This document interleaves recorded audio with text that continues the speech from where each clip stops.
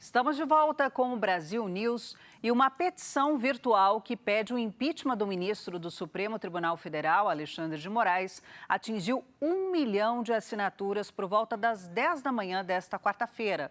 O abaixo-assinado foi criado depois da reportagem da Folha de São Paulo divulgar mensagens que sugerem que o magistrado teria utilizado o Tribunal Superior Eleitoral de maneira informal para embasar inquéritos contra apoiadores do ex-presidente Jair Bolsonaro no Supremo.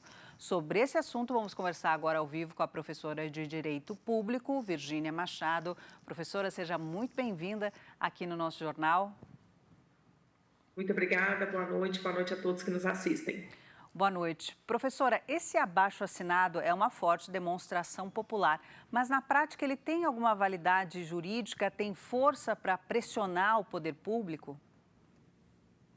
Bom, primeiramente a gente tem que entender que esse tipo de petição online, ela pode demonstrar, sim, uma realidade da sociedade no sentido de buscar informações ou até investigações, mas causar um impacto no mundo jurídico ou de pressionar os órgãos públicos, eu acho um pouco mais difícil, justamente porque eu até acessei a forma com que essas petições são criadas. Por exemplo, eu posso criar vários perfis, fazer várias assinaturas com os meus perfis. A maneira de verificar a legitimidade daquelas assinaturas é um pouco complicada.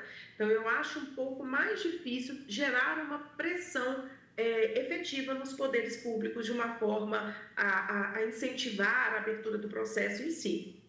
Professora Cristina, boa noite. Já houve casos de cassação de ministros do Supremo Tribunal Federal durante a ditadura militar, em função do golpe de 64. Na ocasião, usava-se a expressão aposentadoria compulsória, aposentava-se os ministros indesejáveis para o regime, né? Mas na história republicana, a senhora tem algum caso de ministro do Supremo Tribunal Federal que tenha sido cassado pelo Congresso? Olha, pós a redemocratização que vem com o advento da Constituição de 1988, procedimento de impeachment de ministro do Supremo ainda não aconteceu, né? Pode ter pedidos, existem pedidos. Parece que o Alexandre de Moraes é um dos campeões de pedidos de impeachment, porém nenhum foi pautado nem iniciado. Então, nessa história recente, não. Nenhum ministro sofreu processo de impedimento via Lei 1079 de 1950. Professora Virgínia, sim, ele é um dos campeões, acho que são 59 pedidos, né, no Senado. O ministro Alexandre de Moraes já acumula 23 pedidos de impeachment, mas o presidente da Casa, Rodrigo Pacheco, não coloca em votação. Esse seria o único mecanismo, a única forma possível de se ter um impeachment de um ministro do Supremo Tribunal Federal?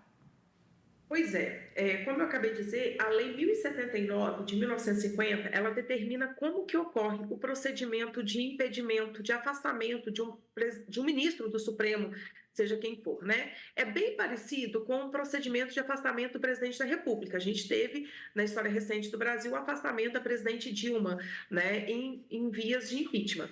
Neste caso, é feita uma solicitação encaminhado ao presidente da Casa, do Senado Federal, e ele tem uma decisão que, deste ponto de vista, ela é de natureza principalmente política, né? Tanto do ponto de vista se há pressupostos jurídicos ou não, o juízo de admissibilidade dessa petição, ou seja, se ele vai aceitar que comece a tramitação ou não, cabe ao presidente da Casa. Como você bem disse, o Pacheco ele não demonstra, né, em momento algum, que ele vai pautar um pedido de afastamento do Alexandre de Moraes. Muito antes, pelo contrário, né? Parece que vai ser mais um caso de ser arquivado.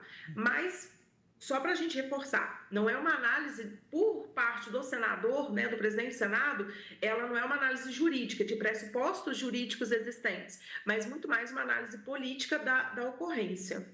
Essa sua resposta nos leva a acreditar que é muito mais fácil para o Senado, enfim, pelo Congresso, caçar um presidente da República do que propriamente um ministro do Supremo, né? Na verdade, verdade, as duas hipóteses de cassação elas são bem parecidas e os juízos de admissibilidade também. A única diferença é que no caso da cassação do presidente da República, o processo começa na Câmara dos Deputados. O juízo de admissibilidade inicial da denúncia contra o presidente é feito pelo presidente da Câmara dos Deputados, né? Como aconteceu, por exemplo, com a ex-presidente Dilma, que nós tínhamos ali o presidente da Câmara aceitando a denúncia contra ela. Aí, feito isso, tramita na casa, né, na Câmara dos Deputados, aí depois vai para o Senado, que faz o julgamento. Quanto aos ministros do Supremo, a gente não tem a avaliação da Câmara, não passa por esse juízo de admissibilidade da Câmara. Quem faz esse juízo de admissibilidade é o presidente do Senado. Feito isso, ele manda abrir uma comissão especial para analisar aquela denúncia, fazer um relatório e se vai ser aprovado esse relatório ou não, para mandar para fins, vamos acelerar o processo aqui, para fins de votação, que aí precisa de quórum qualificado dos senadores para definir se vai acontecer o impeachment ou não. Professora, agora esse abaixo-assinado de 1 milhão de assinaturas pode servir para a abertura de uma CPI? Bom, a CPI ela é um outro tipo de procedimento, né? Ela é um procedimento investigatório, que é feito tanto pela Câmara quanto pelo Senado ou pelos dois juntos. A CPI ela é prevista no artigo 58 da Constituição e traz consigo a possibilidade dos órgãos do Legislativo, Câmara e Senado, procederem a investigações sobre fato certo e por tempo determinado, tá certo? Com poderes específicos das autoridades judiciárias. É dado à CPI essa possibilidade.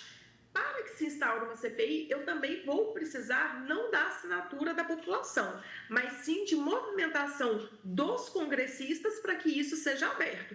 Pode ser, pegando esse abaixo-assinado, né, que isso possa movimentar deputados, principalmente que são contrários ao Alexandre de Moraes, como a gente observa, a iniciarem um pedido para a abertura de CPI, para investigar, como eu disse, um fato certo e por um tempo determinado, porque a comissão não pode ser eterna, tá certo? Então, eu não entendo como o abaixo-assinado ensejador da CPI, mas pode ser que essa oposição ao Alexandre se movimente no sentido de abrir uma sindicância como essa. Professora de Direito Público, doutora Virgínia Machado, muito obrigado pelas suas explicações e pelo momento aí de informação muito valiosa que nos deu durante este nosso jornal de hoje. Muito obrigado, viu? Obrigada. Eu que agradeço. Um abraço. E o Brasil News vai para um rápido intervalo. Voltamos já.